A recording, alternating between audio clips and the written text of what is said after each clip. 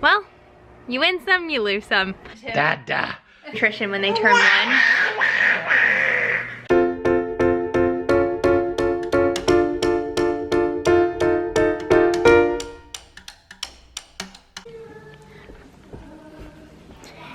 That is so cute. Just finding a random teeny tiny sock walking up the stairs.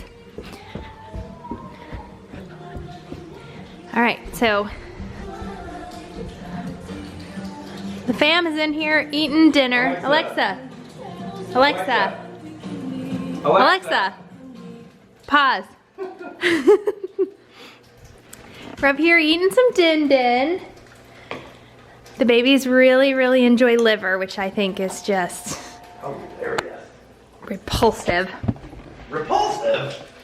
I just can't stand the thought of eating an organ that I learned thoroughly what the anatomy and physiology of the liver was in school. It's good. It's the texture is a little weird.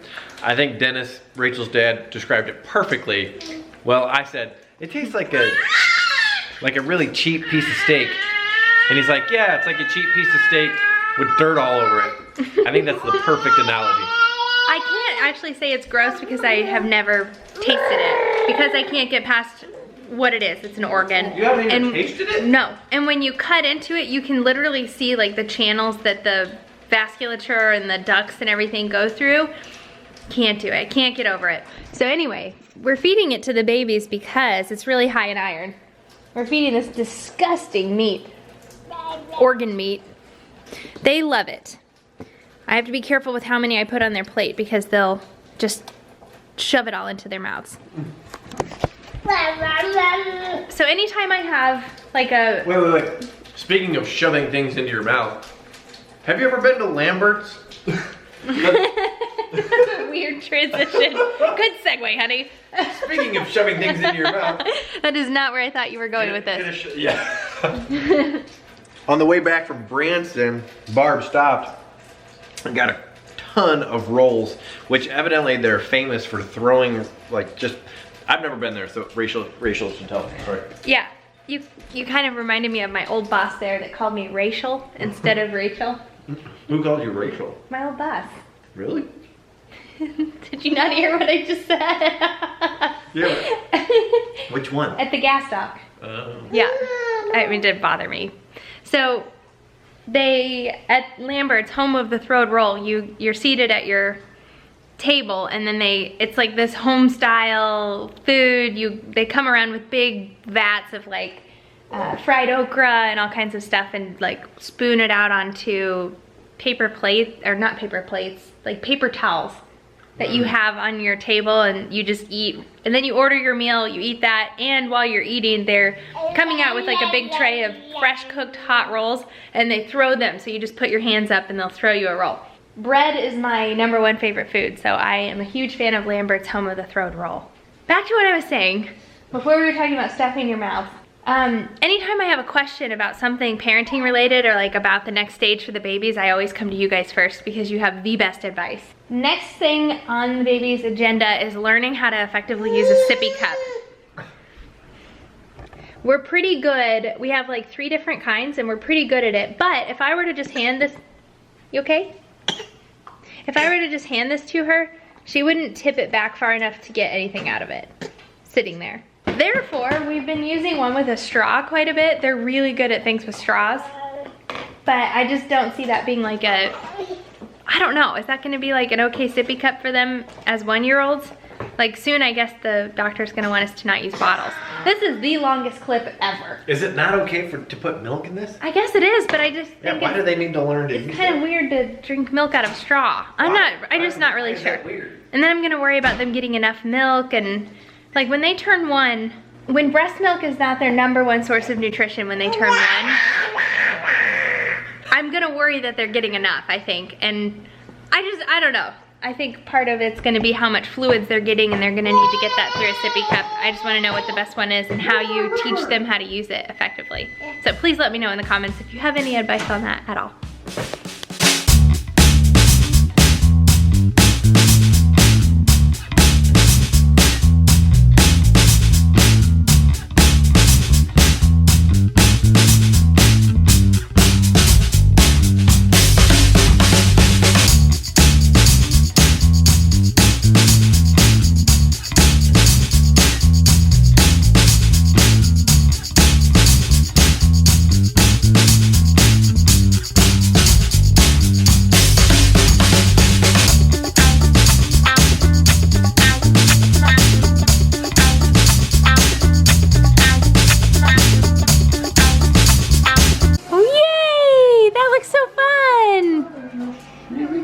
gosh, it's like a kid explosion in here.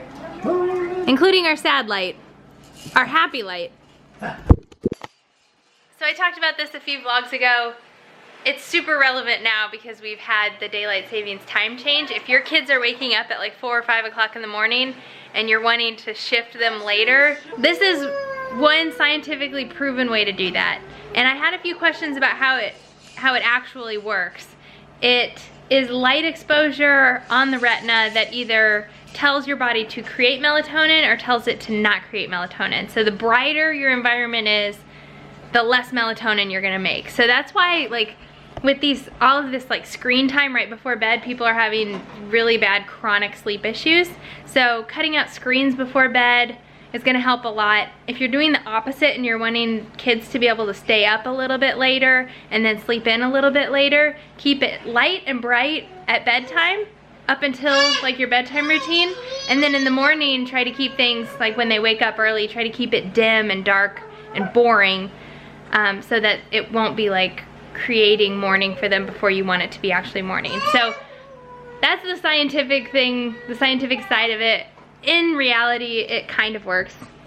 Don't you think? He's made like 3 laps. Are you tired? Me? Yeah. Or Boo? Both. No, I'm good. Boo's playing with your ear. I know. It's hard to say. You. It's hard to say because we've coupled it by pushing their bedtime back 15 minutes every night as well. Yeah, it So was that kind they'll of a wake up group, later. which works beautifully for Lendl. She is a unicorn. Bear was still on the fence. Well, so the thing is, he was waking up by habit at 5:30 in the morning before the time change.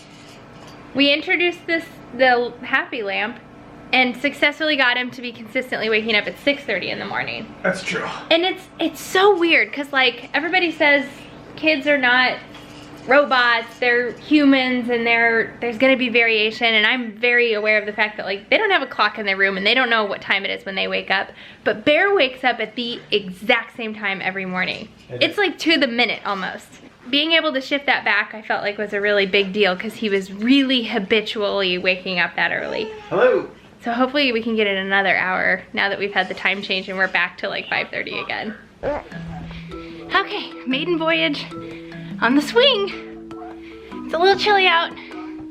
Despite that, I'm sweating getting these guys into their winter gear for, it's literally gonna be like 10 minutes of swinging. Worth it.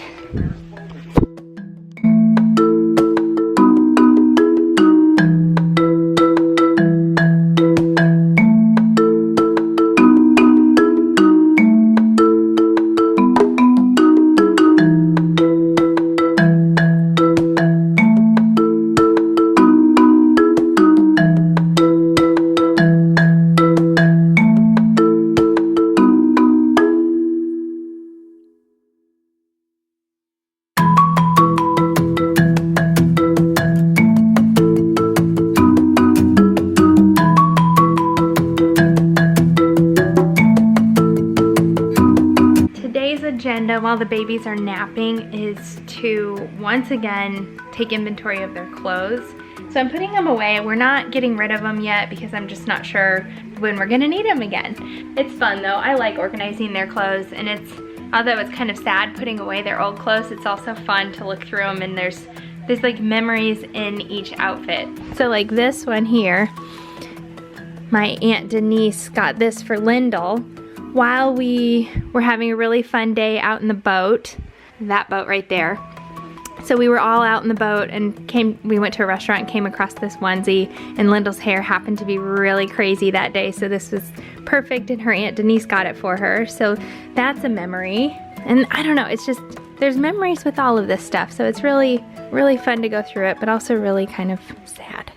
Well, Lendl looks super cute. Obviously I waited a little too long for this shirt. It's like skin tight, definitely too small. And these pants are okay, but they're a little tight on a cloth diaper. We're gonna have to rework your entire look. You hear me? I know. Oops. All right, so I guess this needs to go in the too small pile. We are all mostly dressed. Lendl needs a little vest because it's like 60. What's wrong, sweet pea? You want your vest on now? Okay. We're going to a Penny and Sparrow concert tomorrow night, and that's going to kick off our first trip away from the babies overnight. And we went for like the VIP tickets, which will get us like access to a private acoustic concert before the actual concert, plus a Q&A, plus a photo op with Penny and Sparrow, which their real names are Andy and Kyle. And we've seen them twice in concert before, and both times we got pictures with them. So what I'm gonna do is go print off those pictures so that we can have them sign the actual photos. So that's gonna be our little outing today, if Linda will allow it. I know it's a kitty. It's Rio, Petunia. Hi, Rio. Bear, we need to get you some pants on, buddy. Okay, we're all ready. Not too disheveled. You guys ready? It's gonna be so fun. All right, we're in the future now. Well, you win some, you lose some. So we went all the way over to, we call it the other side. It's across a toll bridge that's $2 to cross each time. Went over there. Lyndall cried the entire way there, didn't you, Junebug? Poor little thing. Where's your socks? We got there. I went to the kiosk to print the pictures. Could not get the pictures that I wanted to pull up no matter what I did. It was like they weren't part of my photos. There was every other photo, but not the ones I needed to print. So we turned around and came home, and Bear cried the whole way back. And here we are. I better get these guys unloaded. That's right, Dad's home. I'm home. And look what I came home to. Cute babies. Cute babies. Yeah, I'm cute. I'm cute. I know it. More importantly, this is now a heck of a lot more safe. Yes. So this is like a really padded pad. Very descriptive. That was a great adjective. Dada. It's a very padded pad. Rachel found out on Amazon, had great reviews. 1,500 reviews, and it was like almost, it was like a fraction of one star was missing. And so you know it's good. I see why, because it was ridiculously easy to install. What's, is it just like a double-sided tape? Yep, you just apply the double-sided tape to it and then stick it on what you want. It came with, I mean, I still have extra after doing this whole row. And plus it had 8 of those. That's nice. I know. That's real nice. Oh yeah, that's real nice. Yeah, it was super duper easy, and it makes me feel like 1,000% better about just not having to hover around them everywhere we go. Now I want covers for the knobs. Oh yeah. Knobbies. I wonder if they have covers for those. Like small circular ones? Because they like bite them.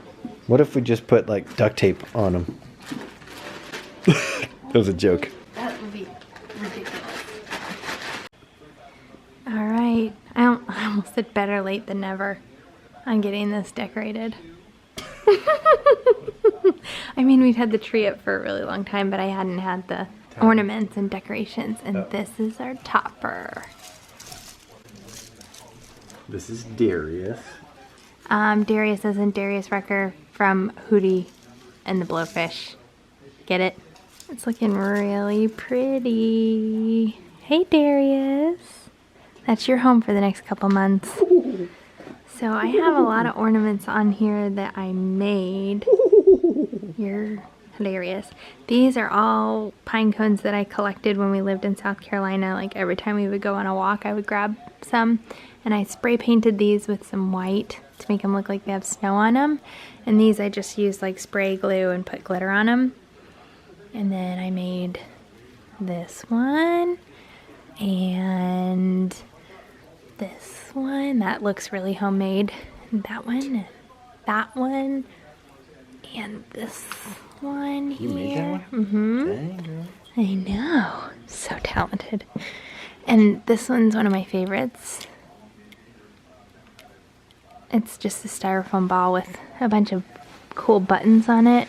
And then this one is one of the balls that we used when we were doing our name reveal for the baby. So that one's for Lyndall. And then this one was for Bear. So that was fun. We posted a different letter every like few hours or so on Instagram. Let's do E for Engelbert. To announce their name. Oh, good idea. E for Engelbart. Looking cute.